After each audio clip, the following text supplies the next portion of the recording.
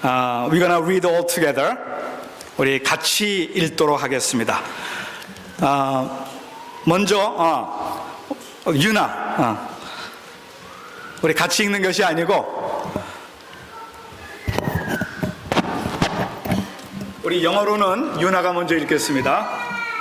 Be joyful always, pray continually, give thanks in all circumstances, for this is God's will for you in Christ Jesus. 아멘. 우리 한국말로는 우리 같이 읽도록 하겠습니다. 같이 5장 16절 시작. 항상 기뻐하라. 쉬지 말고 기도하라. 범사에 감사하라. 이는 그리스도 예수 안에서 너희를 향하신 하나님의 뜻이니라. 아멘. 우리 이제 오늘은 이 영어 자막이 위에 뜹니다. 제가 설교하는 한국말로 설교를 하면은 영어 자막은 위에서 뜨니까 those who speaks English, just read the screen. 옛날부터 사람들은 웃음과 기쁨에 대한 갈급함이 많았습니다. 그래서 사람들은 좀 재미있는 것, 좀 즐거운 것, 이것들을 찾아다녔어요. 이 TV 프로그램을 봐도 이 웃는 프로그램이 시청률이 제일 높대요. 그래서 무슨 개그 콘서트, 개그 프로그램이 얼마나 많은지 몰라요. 왜? 사람들이 이 웃는 것, 기쁜 것을 찾기 위해서 그렇습니다. 심지어 목사님의 설교도 웃겨야 은혜 받았다라고 이렇게 얘기를 합니다. 그럼에도 불구하고 사람들에게는 진정한 기쁨이 없었어요. 여전히 굳어진 표정으로 이 세상을 살아가고 있습니다. 웃기 위해서 자극적인 그런 재미들을 찾아다녀요. 그래서요, 이 마약이나 섹스나 혹은 도박이 발달해지는 것이 바로 그 때문이에요. 뭔가 좀 즐겁고 정말 웃는 재미있는 것을 찾아다니기 때문에. 근데 사람들이 여러분 이렇게 기쁨을 찾아다니지만 왜 기쁨이 없는 줄 아세요? 그것은 기쁨이 어디서부터 오는지를 모르기 때문에 그래요. 여러분, 기쁨이 어디서 옵니까? 여러분, 평안이 어디서 옵니까? 진정한 기쁨과 진정한 평안은요, 바깥에서 오는 것이 아니라 이 안에서부터 오는 것이에요. 근데 그것은요, 우리 안에 감사하는 마음이 있을 때, 그때 우리가 기쁨을 얻게 된다고 하는 것입니다. 여러분, 감사를 잃어버린 사람에게는 진정한 기쁨이나 평안이 없어요. 감사하는 마음은 우리 인간의 모든 행복과 기쁨, 그것이 나오는 근원과 같습니다. 여러분, 감사하는 사람하고 불평하는 사람하고 한번 비교해 보세요. 어느 쪽이 기쁨이 있고 평안이 있고 만족이 있습니까? 아무리 돈이 많아도요, 감사를 잃어버린 사람은 불행한 사람입니다. 아무리 많이 배운 사람이라 할지라도 감사를 잃어버린 사람이라면은 그 영혼이 병들어 버린 것입니다. 그래서 오늘 저는 이 추수감사주의를 맞이해서 우리 모두가 다 이 감사에 대한 몇 가지 중요한 내용을 함께 살펴보기를 원합니다. 첫 번째로, 잃어버린 감사를 우리가 회복해야 돼요. 여러분, 원래 우리에게는 감사가 있었어요. 근데 그걸 다 잃어버렸습니다. 하나님이 사람을 창조하시고 기대했던 것도 바로 이 감사의 모습이에요. 하나님은 사람들을 통하여서 찬양과 감사를 받기를 원하셨습니다. 하나님께 감사와 영광을 돌리는 것은 여러분, 우리 예수 믿는 사람의 마땅한 도리고 하나님의 창조의 목적입니다. 감사하셔야 돼요. 여러분, 우리 인간의 타락과 부패는요, 우리 마음속에 감사를 잃어버린 그때부터 시작이 됐습니다. 감사를 잃어버린 사람의 속에 이 마음이 병들기 시작했고요, 원망과 불평이 나오게 된 것입니다. 감사를 잃은 그 마음에는요, 마귀가 틈타게 되어 있습니다. 그래서 마르틴 루터, 이 종교개혁한 마르틴 루터가 뭐라고 그랬냐면요, 마귀에게는 감사가 없다 그랬어요. 여러분, 마귀에게 감사 있는 거 보셨어요? 마귀가 감사하는 거 보셨어요?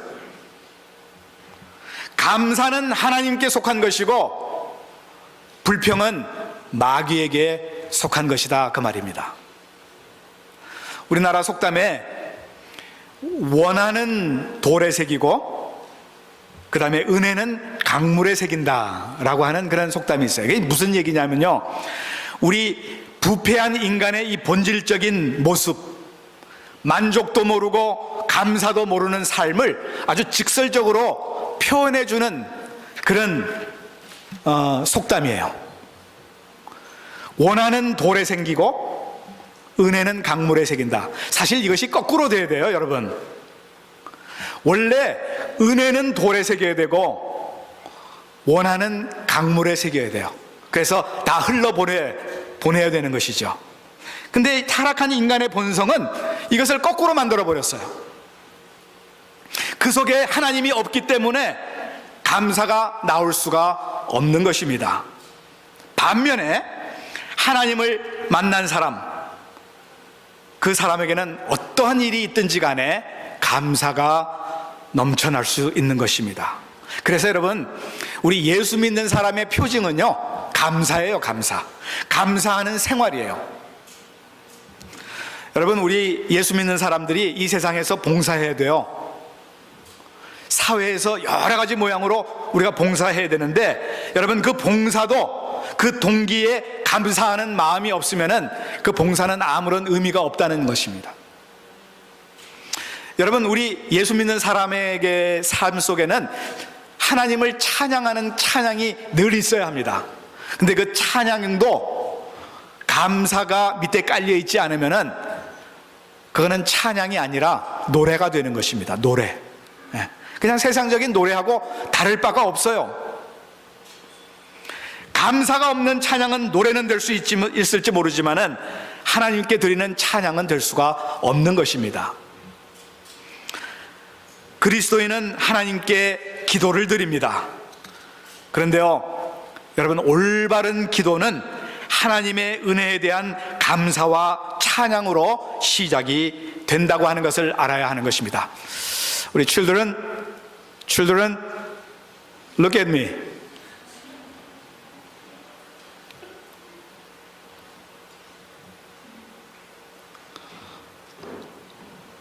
다른 얘기하지 말고 여기를 봐요.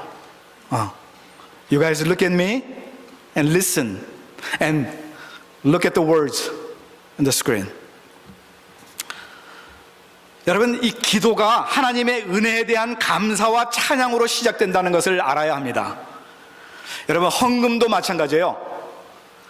헌금도 하나님에 대한 감사가 있어야 그 헌금이 하나님께 드려지는 거예요. 감사 없이 드리는 그거는 하나의 구제, 적선, 그거하고 똑같은 거예요. 오늘 우리가 추수감사절을 맞이하여서 우리 잃어버린 감사를 우리 모두 다 회복할 수 있게 되기를 간절히 바랍니다. 두 번째로, 첫 번째는 잃어버린 감사를 회복해야 되고요, 두 번째는 이 감사가 우리 성도를 향한 하나님의 뜻이라고 하는 것을 알아야 합니다. 18절에 보게 되면은 범사에 감사하라 그랬어요. 이는 그리스도 예수 안에서 너희를 향하신 하나님의 뜻이라 그랬는데요, 이 하나님의 뜻이 뭔가 하는 것에 대해서 우리가 좀 주목해야 될 필요가 있습니다. 여러분, 하나님의 뜻, 이 말은요, 우리가 감사하는 자가 되는 것이 하나님의 뜻이라는 것이에요. 하나님이 기뻐하시는 믿음의 모습은 다른 데 있는 것이 아니라 우리가 감사하는 데 하나님의 뜻이 있다는 것입니다. 여러분, 믿음이 성숙하다라고 우리가 얘기할 때에 그것은 감사로서 결정이 되는 것입니다.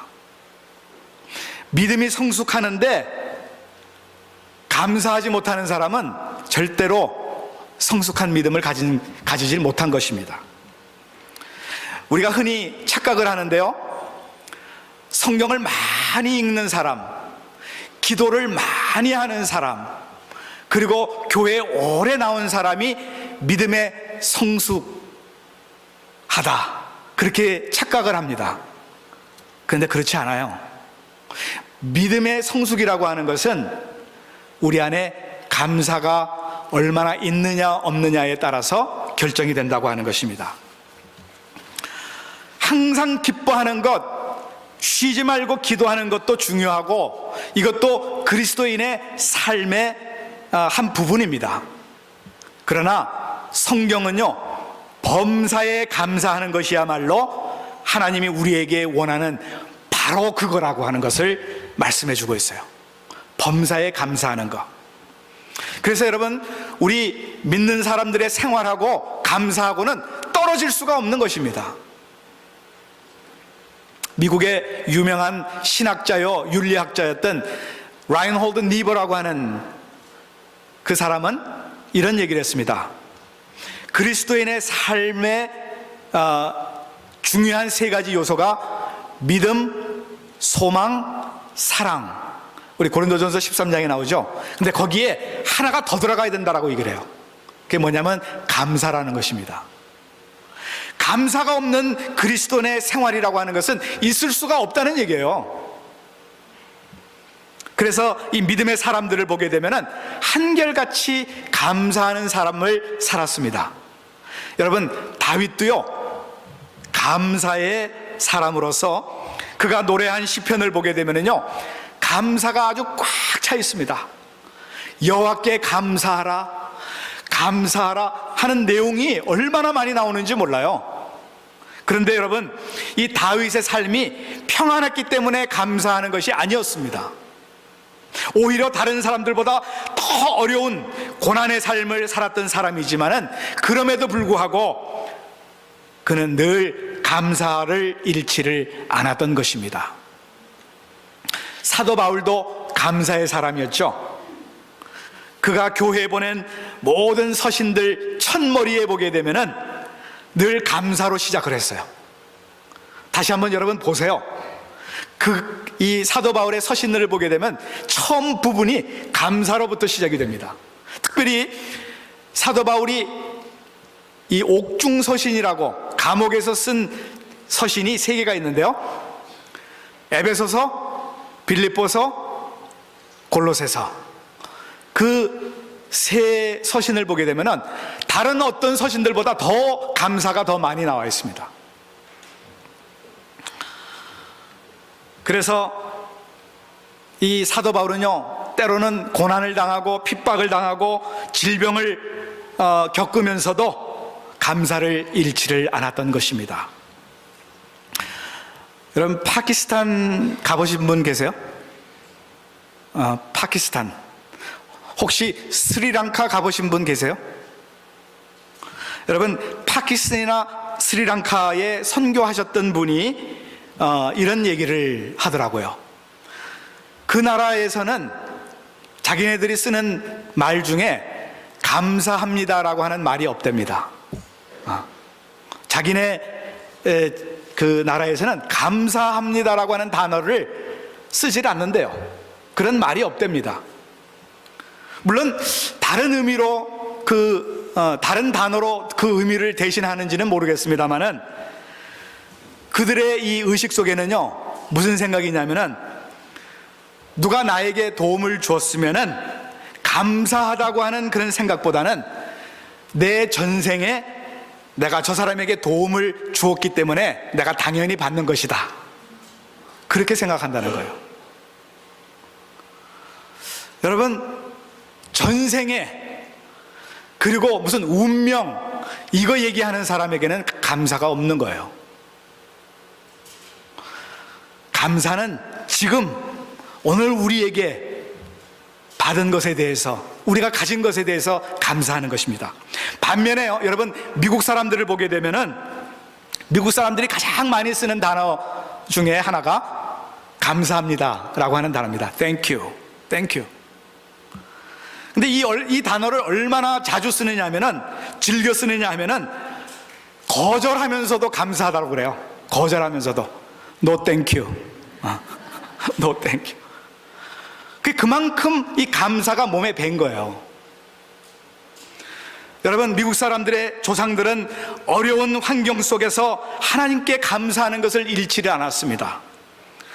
그래서 오늘 우리가 지키고 있는 이 추수감사절이 그들로부터 시작이 됐어요.